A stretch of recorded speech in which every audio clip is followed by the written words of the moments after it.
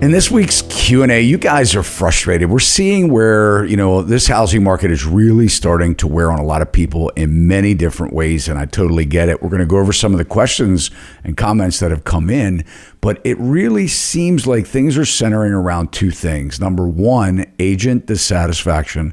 People are frustrated with the real estate agent, and I do understand that. And the other thing is the investors, the amount of investors that we are finding in the marketplace.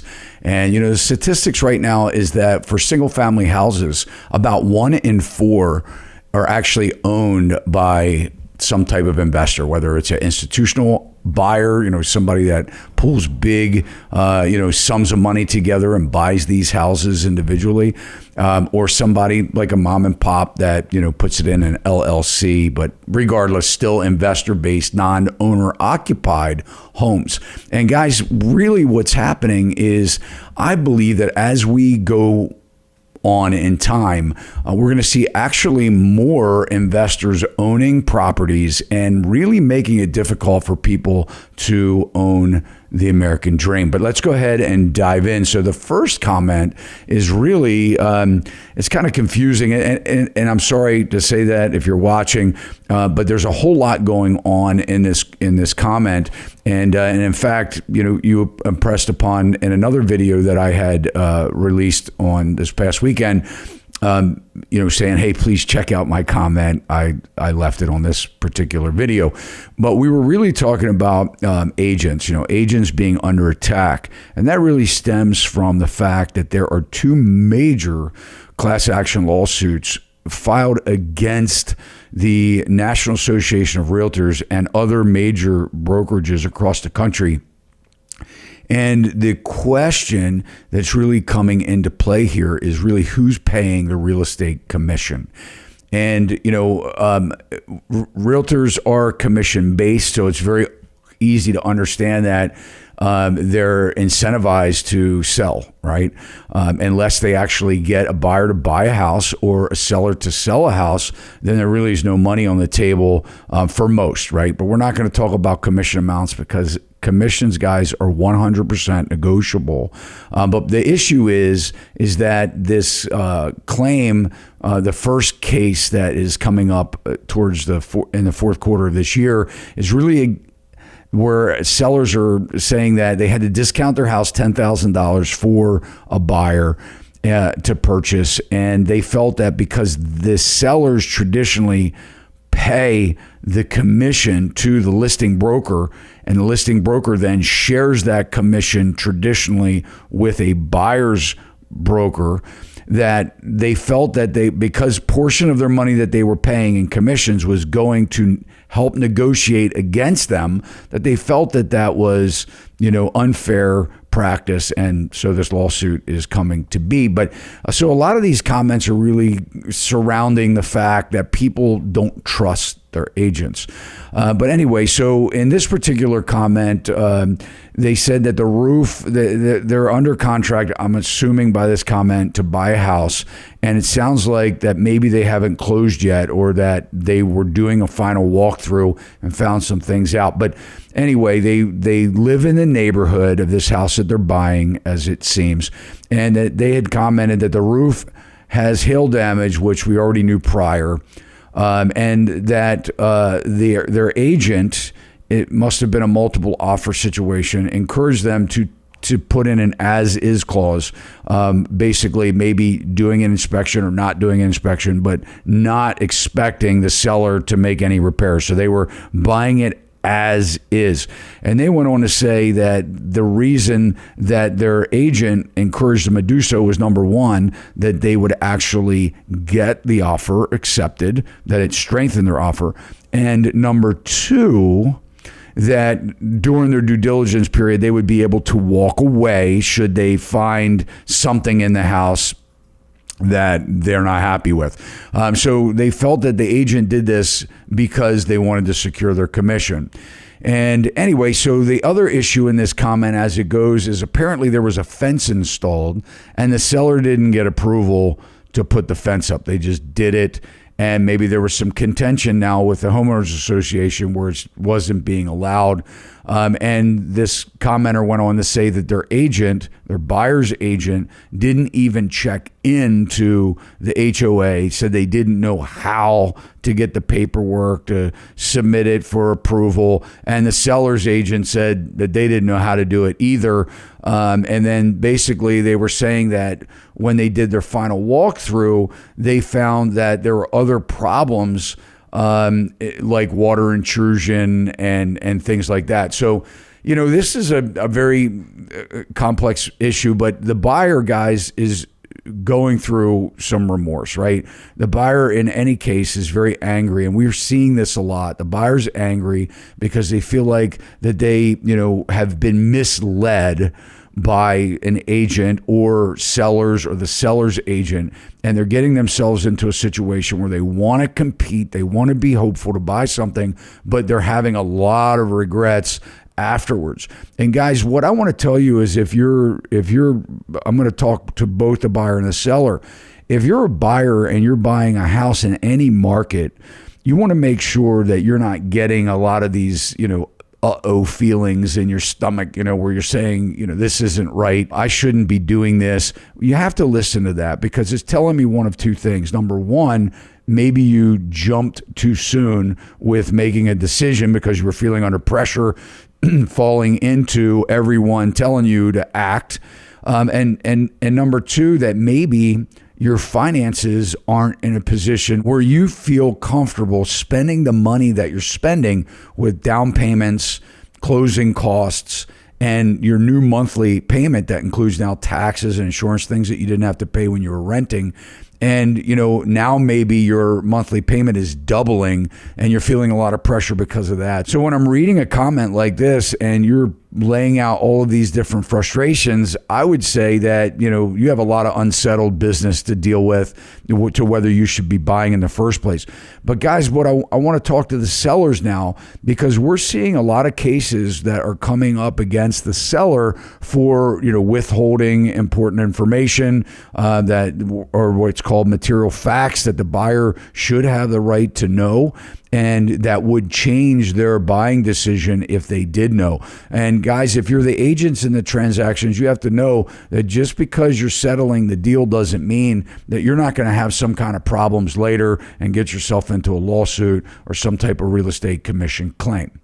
So along the same lines, this next comment really refers to who pays a commission in the real estate transaction. Because if you understand, guys, you get the buyer side that ultimately says, well, I'm paying for the commission because I'm buying the house, right? So if the house doesn't sell, there's no commissions paid in, most circumstances. But so the seller's saying, you know what, I'm signing a listing agreement to put my house on the market with a listing agent, and I'm paying the listing agent a specific set fee. And then really what happens is, in order to list it on the MLS, according to the National Association of Realtors, the listing broker needs to cooperate with a buyer's broker. And what that means by cooperating is they take a certain percentage of their commission. So in this case with the National Association of Realtors, the attorneys and the plaintiffs are actually saying that if the commission wasn't baked into the price at a set amount that maybe the listing broker established, right, then they could have bought that property for less. Because what they're saying is that if a seller wants to net a certain amount of money and they're going to pay a commission, then they're going to back that out, right? This is what the case is really focusing around. And the buyers are saying that, they're paying extra for the house because they don't have an opportunity to negotiate their commission, right? And that's not 100% true. They can negotiate their commission or some type of commission credit back from their buyer's agent, but they just don't know that they can do that. But the issue becomes that regardless of the fact, they feel on both sides that they're misappropriating the purpose of the commission check, that there should be more transparency and the agent should make less money. That's what a lot of the comments are focusing around. But I'm not really going to talk about that. I'm going to talk about this comment, though, where it says, my friend just bought $1 million home and she was so thankful for the honesty when her agent told her that the roof would last another 5 years. The roof lasted 6 months. Never believe anything these people say. They're referring to realtors. And for those interested in buying a home, check with the town city records to check what work was done in the way of permits. So there's a couple issues here. Number one, this buyer obviously was buying this house without a home inspection, because if a home's roof is only going to last another 6 months after they buy it, that probably would have showed up in a home inspection. So buyers, take responsibility for that.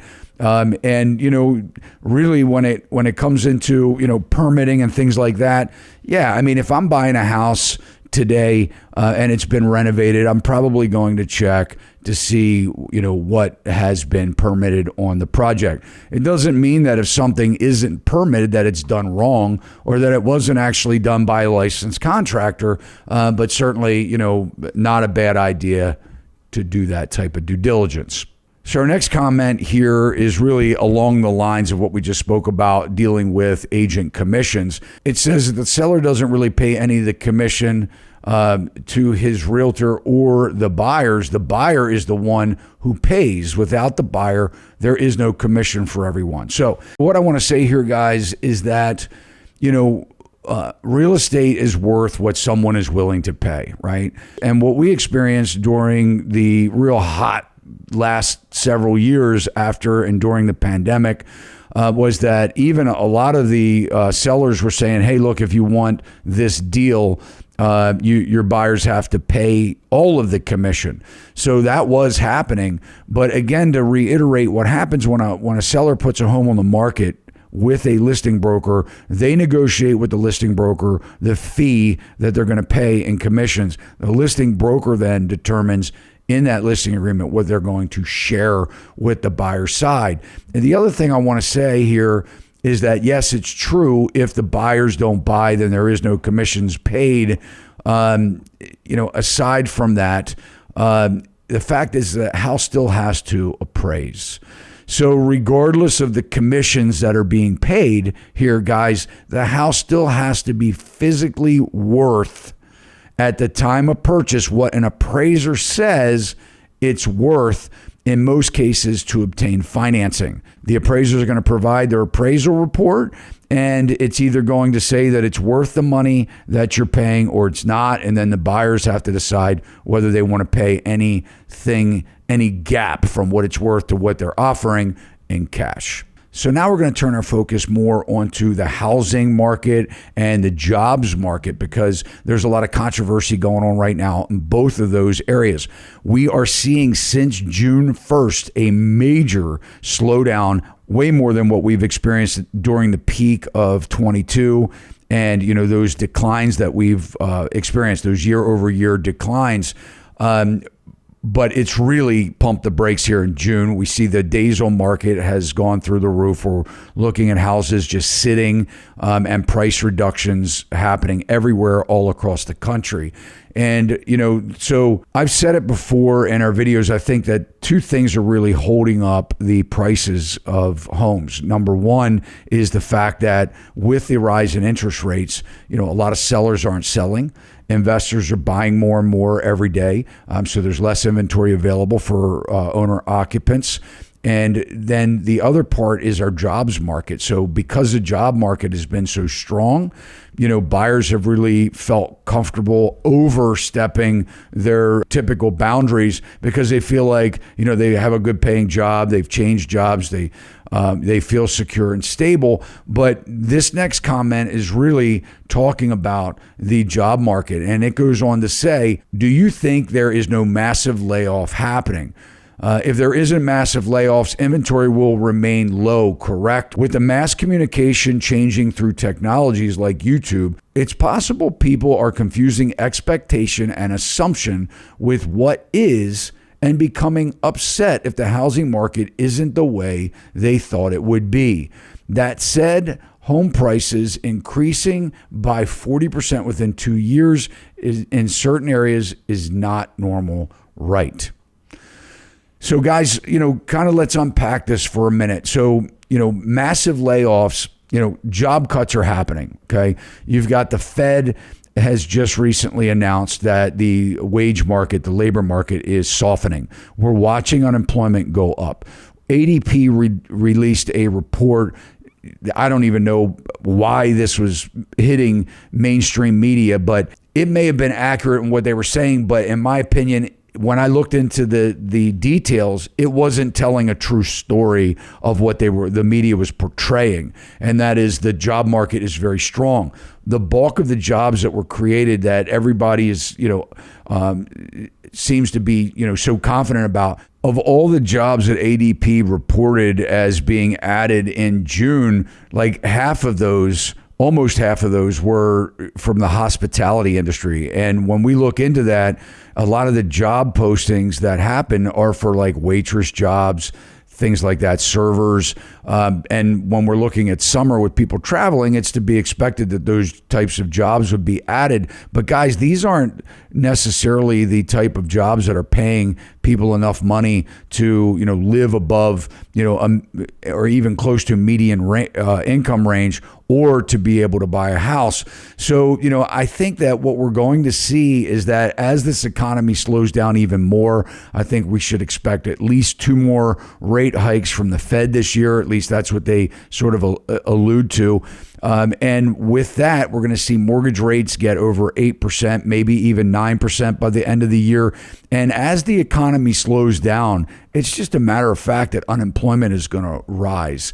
And, the markets are going to get more competitive, job markets, and wages will probably soften. So, the big thing here, guys, when we're looking at what's happened in the housing market is that there's now a big gap between what people make and what people can afford with the current home price. When you throw in a higher interest rate, really jacking the payments up, it's making it unaffordable. So what either has to happen here for these, numbers to stay high in housing is that we have to expect that job growth, we're going to see, 8, 9, 10% wage growth over the next 12 months if home prices are going to stay where they are to make it affordable, okay? And the other thing is with these interest rates being high, it's really the sellers don't want to give up their home where they have 2.75 or 3%, 3.5%, 30-year fixed rate mortgages to sell that house, and not know where they're going to go, not having any inventory to buy, and needing to pay higher mortgage rates should they need a mortgage. So I think what we're going to see here, guys, is we're going to see further decline in home prices as we get through the remaining of 2023. And I think into 2024, we're going to see where we can expect another 10 to 15% home price correction by mid 2024. Okay, let's move on. So the next comment is referring to what I had mentioned in one of our videos where I said that a lot of the young people are not buying houses because the high prices, the affordability, and the biggest factor is they don't know where they're going to be in the next couple of years. So, this commenter went on to say that they disagreed with what I was saying. And they say here that they used to agree with my perspective, but they disagree with your statement that young people don't want to buy a home. That's not what I said. Okay. What I was saying is that because of the circumstances, a lot of young people don't want to buy a home because they don't know where they're going to be in 5 or 7 years.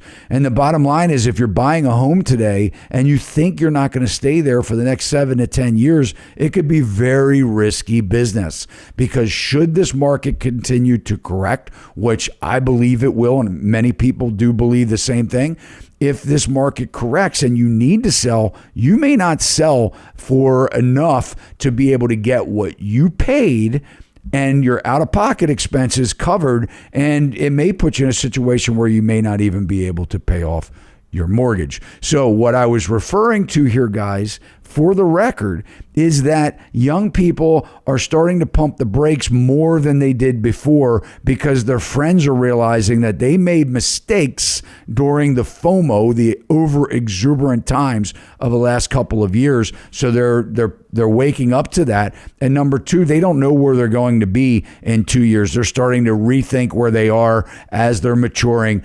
So that for 100% is happening. And finally, guys, we'll just talk about the comment here that says, I get the anger, and talking about consumer frustration, and it's very rampant right now. They're stressed out, they're frustrated for many different reasons, but we're moving into our new home next week. It has been extremely painful, 2 years to get here. If housing continues to be unaffordable, the anger is only going to get worse. I don't believe younger generation just wants to rent. Again, guys, I think people do want permanence of investment. A lot of people eventually get to a point where they want to raise a family and settle in somewhere and contribute to the community. But I get it, right? What I'm saying here is that the young people are being discouraged right now to buy because they just simply can't afford it. And I spoke to someone yesterday, and they had bought a house a year ago. They're not satisfied with the neighborhood. They actually feel unsafe. And, basically they're stuck. They're in a situation where they can't afford to move, and they've spent a lot of money on the house and repairs that they weren't expecting. And the concern now is that one of the buyers couple is looking at maybe not being employed in the next couple of weeks or months. Their job is, kind of questionable. And I said, well, what would happen if you lose your job? Can you still afford to make the payments with one salary? And they said no. And guys, this is what I'm talking about when we're dealing with real people and real situations, is that, slow down, pump the brakes. What I'm saying here, guys, is not that young people don't want to own homes, but what I'm saying is that so much in life changes, especially in the early years of getting married or moving out or after graduating college. And what I'm saying here is save your money and get your stability under your feet before you make decisions as big as buying a home. Guys, thanks so much for listening. If you liked the video, you can hit the thumbs up. It'll let me know that you did. And if you haven't subscribed to us, take a moment to do that now. Hit that alert bell, guys. You'll know every time we upload content just like this. If you feel something said here is worthy of sharing with your family or friends, you can do so now. The share button is below. Until next time, see you soon. Sachs Realty, Maryland broker number 607720, office number 443-318-4514, equal housing opportunity.